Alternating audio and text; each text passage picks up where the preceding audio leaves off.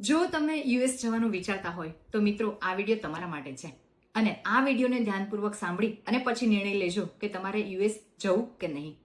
Yes, US department of homeland સિક્યુરિટીએ આજના અહેવાલ અકોર્ડિંગ એવું કહેવામાં આવ્યું છે કે અત્યાર સુધી ડ્યુરેશન ઓફ સ્ટે, જે સ્ટડી વિઝા જેમ કે F1 વિઝા, J1 વિઝા અને I વિઝા કેટેગરી માટે જે ડ્યુરેશન ફ્લેક્સિબલ હતો કે આપણે જરૂર પડીએ વધારી શકતા હતા, એના ઉપર હવે કદાચ કાપ આવી શકે છે.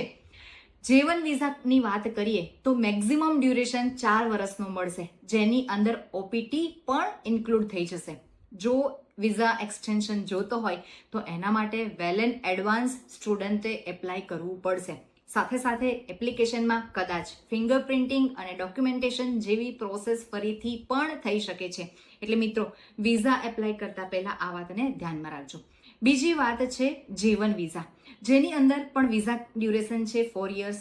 સેમ જે ડ્યુરેશન તમે DS 2019 ફોર્મની અંદર લખ્યું છે એના અકોર્ડિંગ જ તમે ત્યાં સ્ટે કરી શકશો. પણ સ્ટે એક્સટેન્શન કરવો હોય તો અગેન વેલ એન્ડ એડવાન્સ તમારે તમારા વિઝા ડ્યુરેશન પૂરા થાય એ પહેલા તમારે ફરીથી એના ઉપર એક્શન લેવી પડશે.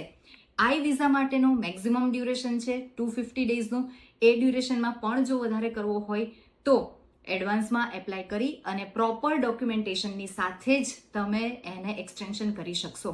હજુ આ નિયમ લાગુ પડ્યો છે એવી કોઈ જ વાત સાબિત થઈ નથી.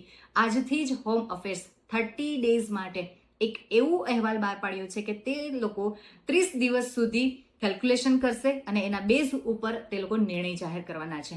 તમારા નિયર અને ડિયર જો કોઈ યુએસમાં રહેતા હોય તો એમને મળેલી લિંક પર કદાચ એમનો જે વોટ છે એના ઉપરથી તમારું ભવિષ્ય પણ નક્કી થઈ શકે છે.